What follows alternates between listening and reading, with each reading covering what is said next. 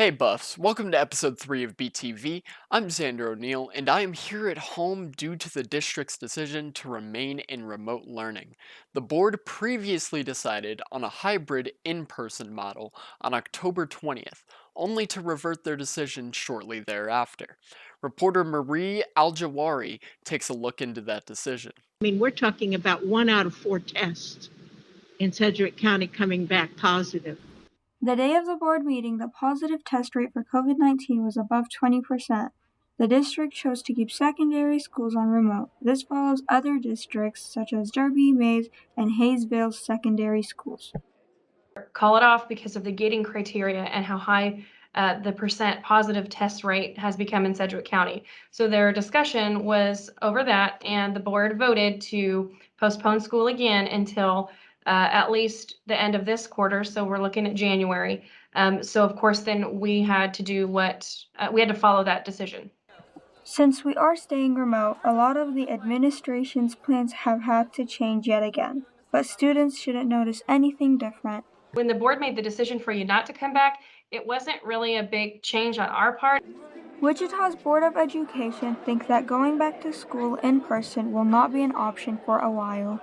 We're in a national pandemic, and it's going to be 7 volunteers who wanted to help their community try to hold this public school system together.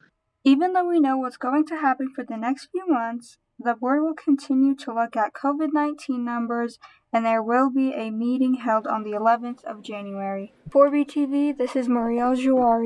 Thanks, Marie. Reporter David Lowndes asked people how they felt about staying remote for this quarter.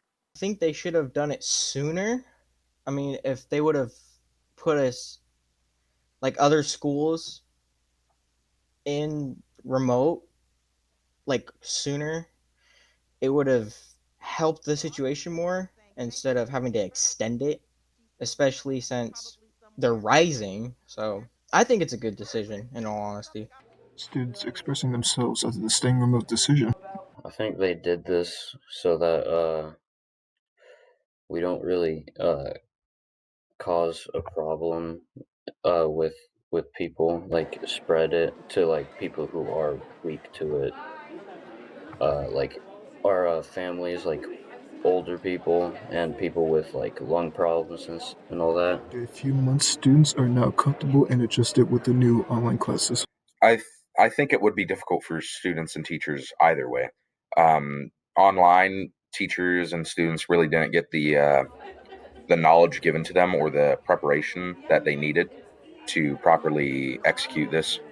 And if it were to be online, we would have to avoid coming in close contact with each other, and that would cause some serious issues. Now, students are ready to finish the year off while dealing with COVID, however long it takes. Here in 2020, throughout all the craziness that was the race for presidency between Donald Trump and Joe Biden, Alasia Robinson asked for people's thoughts on our new presidential elect. COVID isn't the only thing making this year a disaster. The election has left many people upset and confused on both sides with all of Trump's unfounded accusations of voter fraud. I think it's a ridiculous waste of time and money. The Electoral College is one of the common confusions among students. It actually plays a big role in how an election can turn out. It is important to know and understand how it works and how a state's population factors in. Keep in mind that it's people that vote, not land, and it gives you the impression that the Republicans, the red state is winning, but not that many people live in Montana or Wyoming or some of those big states.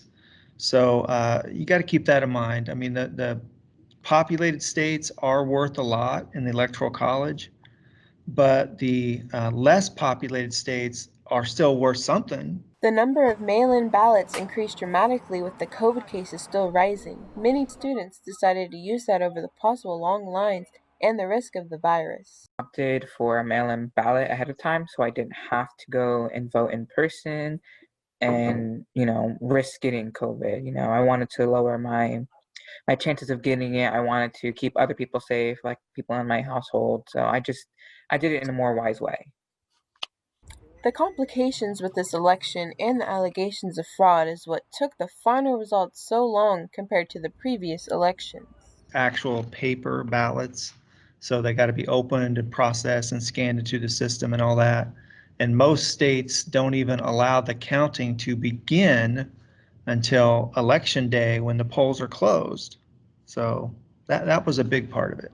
Well, and then also you got to throw in the fact that President Trump is challenging the result in several places, so that's just dragging it on too. Even though Trump is still looking for some evidence that the election was rigged against him, it is clear that Biden has won, which was expected by most. It was kind of surprising, but also I expected it to happen in the end because I know in the last 4 years under the Trump presidency, many people weren't happy with what he was doing, and so I was excited to see that the results went to Joe Biden. But I'm also scared that because the Trump has not conceded yet, it's going to be a mess near the end of this year and in January. For BTV, this is Alasia Robinson. Thanks, Alasia. This holiday season, with COVID-19 in the mix, reporter Mariam El Nasri talks about how things like the flu and cold weather combined with COVID will change people's holiday this year. Students explain what precautions they're going to be taking to stay safe during the holidays. I am planning to social distance this holiday, mainly because beforehand, previous years, I didn't, because during the holidays I would always try to hang out with each and every one of my friend group, and then of course there's family. Students explain how different the holidays are going to be with COVID. Usually when we celebrate Christmas and like New Year's, all of our families and uncles and like cousins and aunts, they come over to our house and we all celebrate here. And like we're all hugging each other and like talking and everything. But I'm not sure if we're going to do that this year because, well, you can't really spend that much time together because the chances of getting sick. Nurse Emily Scott explains the risk and spread of COVID during the winter. Right now, with the cold weather, the virus doesn't die as easily as it does in the summertime. So it can last longer and spread easier because it's more healthy in the cold weather. So, if you want to reschedule a family get together, I don't think that's a bad idea. You can always get together in the summertime, or maybe even in the late spring when it's not quite so cold out. And once everything has kind of run its course, it doesn't have to only be, Christmas for people to get together. They can get together other times too, and maybe when it's safer. For BTV, I am Mariam El Nasri. Thanks, Mariam. While in remote learning, students have obviously found themselves spending more time online and on social media. It's been found that monitoring students through these social media platforms has been used by schools for different safety reasons that reporter Xander Shaw can tell you all about. Being online in today's digital age leaves many opportunities to be taken advantage of. Occasionally, yes, I do use social media. If I have the free time, I'll probably log into Reddit. Sometimes Instagram, maybe even Discord so I can look at my chats. There are many ways that you can help keep yourself safe online. Make sure all your apps are private. Make sure that you have settings on your applications that you're going to private. So if somebody else can't get access to your information, one of the situations we have found is where somebody uses, say, your account, whether it's Twitter, TikTok, even Facebook, and post inappropriate things. So make sure all of your accounts are private. Be very careful about what you share. One of the things that we know about online activities is once it's out there, you can't take it back. And one of the things that we teach people, especially young people your age, you're soon going to be looking for a job. And almost every application site, what they do is they go look at your accounts and to see the kind of things that you've posted in the past.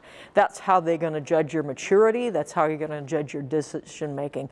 So make sure that what you're posting online is appropriate material. For BTV, I'm Xander Shaw.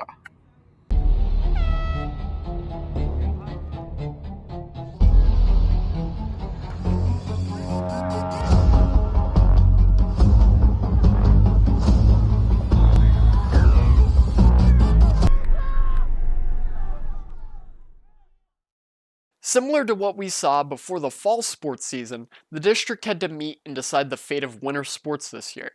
Reporter Caleb Wilson talks about USD 259's plan the second time around. I think it went better than what it could have, seeing what happened during football season. It went pretty well with everything going on. They could easily cancel the season or postpone it. I'm just glad that they made the season start on time. Kansas State High School Activity Association voted on November 24th to keep winter sports as scheduled, but there will be no spectators at the start. If we do end up having spectators, they will be expected to wear masks at all times, whether they're actually watching the game or just entering our facilities, and do social distance when they're not amongst their own family. Winter sports will be taking similar precautions as they did with fall sports. Again, when they're physically doing the activity, they will not be required to wear a mask, but other than that, then they should wear masks. Our coaches will be taking temperatures and asking the athletes when they come to practice, if they've had a fever or any of those other signs that possibly having COVID. Also, we will highly encourage those athletes and coaches that if you're not feeling well, stay away from practice. That's the best way we can try to mitigate any chances of spreading COVID. There has also been several rule changes in the games themselves. There have been some adaptations in the different sports. I'll use basketball as an example. There will be no jump ball at the beginning of a game. The new rule for at least this year is the visitors will get the first possession, and then it's just alternating possession after that. But there is still a chance of the season getting called off if COVID numbers get too high. That's one of those tough ones, whether you're an athlete, a coach, or a spectator. You want to be able to finish that season, especially as we well know that, if you've made it to the semifinals of the basketball state tournament, you want to have that play out, see how you can finish. But Even so, many players are looking forward to the start of the season. For sure, definitely very excited. We're going to have a great season. I'm really excited for it. For BTV, I'm Caleb Wilson. Southeast Wrestling so far has hosted a triangular boys varsity meet between Northwest and Heights, while girls wrestling attended their first tournament, where first-year wrestler Jakia Jones placed 4th, Delaney Agnew took 3rd, and Egypt Allen came out in 1st place. Good job, Buffs. Girls basketball is starting off the year with a 1-1 record, winning against rival school East with a score of 35-31, and then losing against Bishop Carroll by 8 points with a score of 45-53. Boys basketball, on the other hand, is starting off 0-2, losing in a close game against East in overtime by 5 points, and then losing to Bishop Carroll with a score of 46-49. A new 3-sport club is formed this year, where all members must be in good standing with 3 different sports, allowing hard-working athletes to show off their dedication with different club-specific merchandise. As part of the Q&A series we've had so far, here is part 3 with Assistant Principal Surrender with reporter Donovan Powell. Hello, welcome to the part 3 of our Introducing New Principals series. I am Donovan Powell. This is Ashok? Mr. Ashok Surrender. He is another one of the new assistant principals here at Southeast, and today we're going to ask him some questions to get him to know him better. Great. So, how many years have you been in the district? 32 years. Wow. I started right out of college. And I started at South High. I was a teacher there for 8 years. Then I went over to Northwest, taught there for 9 years. Then I became an assistant principal and went over to East High, and I was there for 9 years. Then I went back to South as an assistant principal for 5 years, and now I am here, and glad to be here. So, you've been an assistant principal for a pretty decent amount of time. Do you one day see yourself as perhaps a head principal of the school? No, I really enjoy being with the kids more. And I know the responsibility of a building principal is a lot of times outside the building, at meetings and doing this and that. But I really enjoy being with the kids. So would you say that's like your favorite part of being an administrator is helping kids get to where they want to be or where they desire to be in their life. Absolutely. And just let them know that, it doesn't matter what level you're at now, you're always able to go up. Always. Doesn't matter whether it's your financial status, your social status, your any status, you always can go up. Okay. Um, so how did you get to Southeast? How did you end up here? Well, that is actually an interesting story because we really don't have a say in it. The district does that because, being a new team, I think they thought maybe I had some value of having some experience in the high school level. And Mr. Mitchell was a brand new principal to a high school level. And there was several of us that were new. They thought maybe I could help with bringing back or bringing some of the information that I knew. Well, tell me something that I need to be excited about being here at Southeast. I think it's like you said, it's the kids, and also I feel like at Southeast we have a certain togetherness that you don't really get at other buildings. I don't know if it's like our herd culture or something, but I just feel more proud and of stuff that I do here than I probably would at other schools. Maybe it's because my mom was a Golden Buffalo too, and we kind of have that running in the family. But Sure. I don't know. I just feel happy when I walk in and I start working with stuff because I'm working with people that that better me, and I better other people too, and it's great to be a part of that. Yeah, As a you have building. a beautiful building and you have that pride and you bring that inside the building. Wow, it's limitless. Everything we can do is just, it's going to be huge. So, well, thank you so much for this interview and this time. And I'm looking forward to a great year. And please come back, kids. Please come back. And on that note, we'll go back to Xander O'Neill with our main program. Thank you, Donovan. And thank you, Buffs, for watching this episode of BTV. And we leave you with Milkshake and Sugar Britches, the new Southeast Goats. We'll see you next time, Buffs.